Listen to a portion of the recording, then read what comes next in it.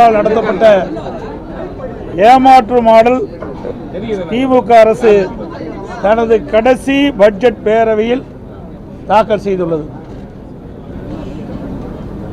இன்று காலை நாங்கள் தமிழ்நாடு சட்டமன்றத்தில் மாபெரும் காதுகுத்து விழா அழைப்பதிலை அனைத்து ஊடகங்களுக்கும் அளித்திருக்கின்றோம். அதை நீங்கள் பார்த்திருப்பீர்கள்.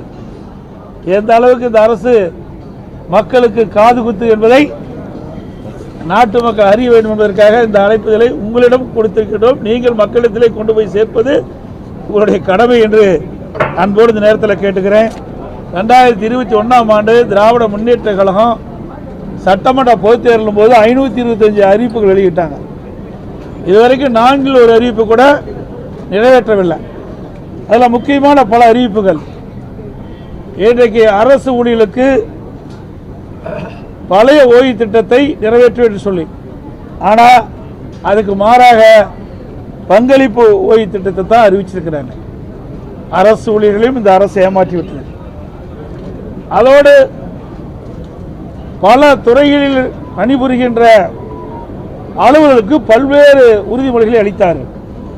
சத்துணவு அமைப்பாளர்களுக்கு வாக்குறுதி கொடுத்தாங்க, நிறைவேற்றலை.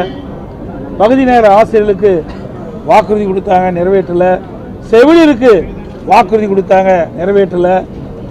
விவசாயிகளுக்கு வாக்குறுதி கொடுத்தாங்க, நிறைவேற்றலை. இப்படி பல துறையில் இருக்கின்ற அலுவலர்களுக்கு கொடுக்கப்பட்ட வாக்குறுதியை நிறைவேற்றவில்லை என்று எல்லோருமே போராட்டத்தில் ஈடுபட்டு தமிழகம் ஒரு போராட்ட களமாக இன்றைக்கு மாறி இருக்கின்றது.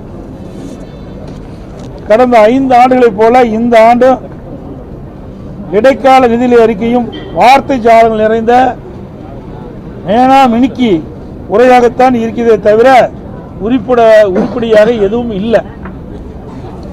25-26 நிதிநிலை அறிக்கையில் வருவாய் வரவுகளில் மாநிலத்தின் சொந்த வருவாய் 2.58 லட்சம் என்று எதிர்பார்த்த நிலையில் திருத்திய மதிப்பீட்டின்படி மாநில சொந்த வருவாய் 2.32 லட்சம் கோடியாக குறைந்துள்ளது. சுமார் 26,000 கோடி வருவாய் குறைந்துள்ளது. அதேபோல மத்திய அரசின் மீது குற்றம் சுட்டும் நிதியமைச்சர் மாநிலத்தின் சொந்த வருவாய் 26,000 கோடி குறைந்துள்ளது பற்றி எந்த விளக்கமும் அவையில் தெரிவிக்கவில்லை. வரவு செலவு 2025-26ஆம் ஆண்டு 66,753 கோடி செலவிடப்படும் என்று கணித்த நிலையில் திருத்திய மதிப்பீட்டில் இதுவரை 51,442 கோடியாக, அதாவது சுமார் 15,000 கோடி குறைந்துள்ளதற்கு நிதியமைச்சர் எந்த காரணத்தை கொண்டு விளக்கவில்லை. நிதி பற்றாக்குறை 24-25 96,000 கோடி என்று கணித்த நிலையில் இந்த கணக்கின்படி அது 1,01,000 கோடியாக, அதாவது 5,000 கோடி அதிகரித்துள்ளது.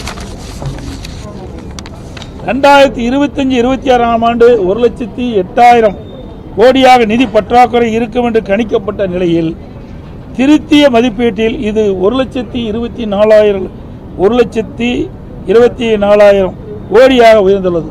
அதாவது நிதி பற்றாக்குறை சுமார் 16,000 கோடி அதிகரித்துள்ளது.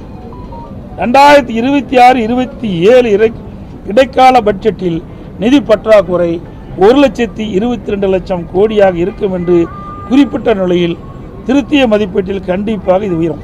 இந்த ஆண்டு நடப்பாண்டு 2026-27 1,22,000 கோடி பற்றாக்குறைக்கு சொல்றாங்க. திருத்திய மதிப்பீடு இன்னும் குறை இருக்குது. இவ்வாறு நிதி பற்றாக்குறை அதிகரித்துக் கொண்டே சென்றால் அதை ஈடு செய்ய மக்கள் மீது வரிச்சுமை மற்றும் கடன் வாங்கும் அளவு கூடும். இது மாநில வளர்ச்சிக்கு உகந்ததல்ல. திரு ஸ்டாலின் ஆட்சிக்கு வந்தவுடன் திரு ரகுராமன் ராஜன் அவர்கள் தலைமையில் நிதி மேலாண்மை குழு அமைத்து மாநில நிதிநிலை சீர் செய்யப்படும் என்று சொன்னாங்க. இதுக்கு ஒரு நிபுணர் குழு அமைச்சாங்க. இந்த நிபுணர் குழு அமைத்த பிறகுதான் அதிக கடன் வாங்கியிருக்கிறாங்க தமிழ்நாட்டில். ஆனால் இன்றைய நிதி நிலைமையோ மாநிலத்தின் கடன் உயர்ந்தும் மக்கள் மீது வரிச்சுமை மற்றும் கடன் சுமை அதிகரித்துள்ள தவிர வேறொன்றும் இந்த அரசில் சாதனை எதுவும் இல்லை. எனவேதான் திரு ஸ்டாலின் இன்றைக்கு நாம் குறிப்பிடுவது பொம்மை முதலமைச்சர், நிதி நிர்வாக திறனற்ற அரசு என்று குற்றம் சாட்டுகிறது. இன்றைய மாநில நிதிநிலை அறிக்கையிலும் வேளாண் துறை நிதிநிலை அறிக்கையும் ஏறத்தாழ சுமார் 5 மணி நேரம் 2 அமைச்சர்களும் உரை நிகழ்த்தினார் தவிர வரவு செலவு திட்டம் பற்றி உருப்படியாக எதுவும் இல்லை. குறிப்பாக சொல்ல வேண்டுமென்றால் இந்த 5 ஆண்டு காலத்தில் இந்த அரசு என்ன பணிகளை செய்தார்களோ அதை வரிசைப்பட்டி அடுக்கி வார்த்தைகளுக்கு அழகு கூட்டி சாதனை என்ற பெயரில் படித்தார்களே தவிர வேறு ஒன்றும் இல்லை. இன்றைக்கு வேளாண் பட்ஜெட் என்று விவசாயிகளை ஏமாற்றிட்டு ஒரு பட்ஜெட்டை போட்டிருக்காங்க.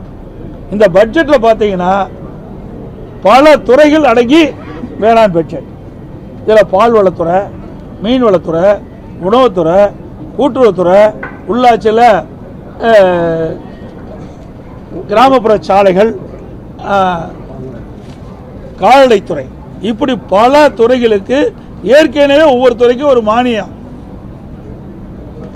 அது ஒவ்வொரு துறைக்கும் ஒரு அமைச்சர் இருக்கிறாங்க. அந்த அமைச்சர் அப்பப்போ மானிய கோரிக்கை வருகின்ற பொழுது அதனுடைய கருத்தை சொல்வார். இதையெல்லாம் உள்ளடக்கி தான் வேளாண்மை துறை. வேளாண்மை துறை என்பது ஒரு தனி துறையாக இருக்க வேண்டும். அதில் நீர்வளத்துறையும் சேர்த்துக்கிட்டாங்க. இப்படி விவசாயிகளை ஏமாற்றுகின்ற ஒரு பட்ஜெட் தான் வேளாண் பட்ஜெட் என்பது இந்த நேரத்தில் தெரிவிக்கிறேன். அது மட்டுமல்ல, மொத்தத்தில் விடியா திமுகவின் நிதிநிலை அறிக்கை அத்திப்பழம் வெளியே அழகாக இருக்கும், அத்திப்பழம் வெளியே அழகாக இருக்கும், புட்டு பார்த்தால் உள்ளே சொத்தையாக இருக்கும் என்பதற்கு உதாரணமாக இந்த நிதிநிலை அறிக்கையில் உள்ளன.